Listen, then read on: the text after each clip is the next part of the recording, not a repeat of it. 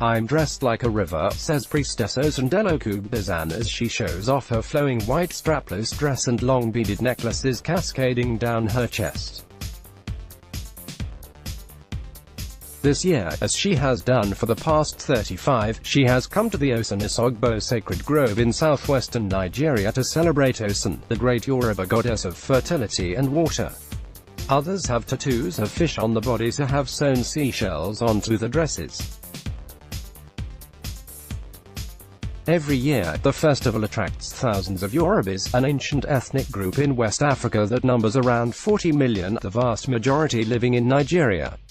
According to UNESCO, which named the area a World Heritage Site in 2005, the dense forest of the grove and its meandering river is dotted with sanctuaries and shrines, sculptures and artworks in honor of Osun and other deities. You do not decide to become an Osun priest, says one mother holding the hand of her little girl, whose face is half black, half white. It's the spirit that chooses you. Look at my daughter, she was chosen too. One day she will become a great priestess, she says enigmatically before retreating. Elsewhere, priestesses prepare offerings and sacrifices to the great goddess, a heady mixture of sacrificed chickens, okra powder, potato chips and gin. Beating drums and the sound of shots from colonial-era rifles build to a crescendo. Soon tens of thousands of people are marching past. Trances and kola nuts. Crowds accompany the Arugba, a virgin whose face is covered with a scarlet cloth embroidered with shells, to the river where the spirit of the water goddess lives. The wife of Sangad, god of fire and thunder, once demanded a sacrifice to bring prosperity to the community, but today the virgin is just tasked with giving the offerings to the sacred river.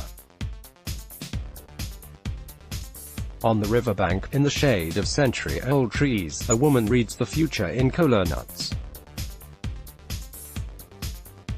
One after another, women fall into a trance and have to be held back so that they do not drown in the river. It could all be a scene from another lifetime, were it not for the billboards advertising mobile phone services and other 21st century wares. And yet belief in the Yoruba gods persists, unstifled by either successive Muslim jihads in the Sahel, Christian colonialists from Europe or, more recently, by evangelical pastors from Nigeria's megachurches. These Nigerian women will turn to the beautiful Osun to give them children. Many gods. Traditional religion has not been killed by modern religion because it is too deeply rooted among the Yoruba people to be destroyed, said researchers Saskia Cousin and Jean-Luc Martineau in the academic journal Cahiers d'études africaines. I'm Christian, Muslim and a traditionalist, said Ayodele Folashade, an employee of the Osogbo Museum.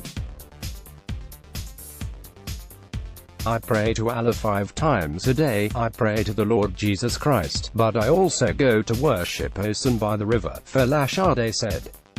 Yoruba people say that if your prayers don't work with one god, try the other ones, she said with a smile.